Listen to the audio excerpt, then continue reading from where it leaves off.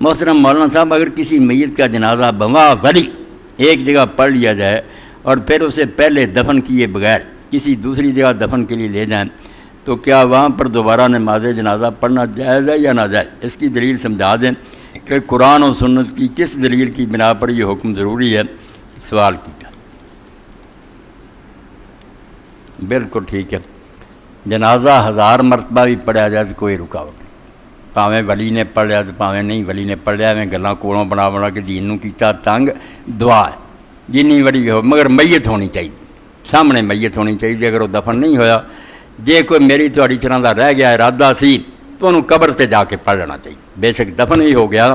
الصلاۃ علی القبر حضور علیہ السلام تو ثابت ہے، بے شمار اتنی حدیثاں کتے منع نہیں ہویا، مگر جائزہ غائبانہ جائز ہوندا تے حضور مسجد نبوی چ پڑھ لیا کردے، 100 قدم جا کے بقیع نہ پڑھ دے، قبر نوں سامنے رکھ کے۔ اس تو غائبانہ کوئی شے نہیں،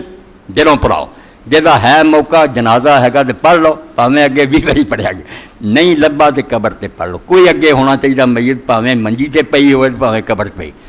غائبانہ کوئی نہیں، قبر سامنے ہونی چاہیے تے ہیگا جائز ہے۔ یہ جی امام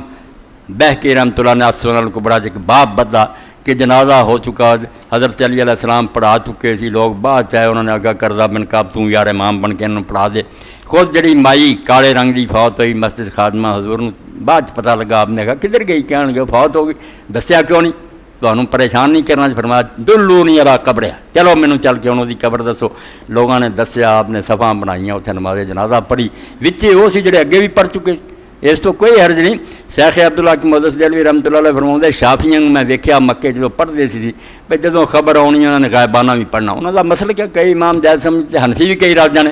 تو میں اپنے شیخ نو پوچھا عبد الوہاب متقین بھی حنفی پڑھ لیں گے، انہوں نے آخر دعائے می قرآن فلا بات، بھائی دعائے کر دے کرا برا کام کر دے، دین تو ہے سوکھا فتبر پایا،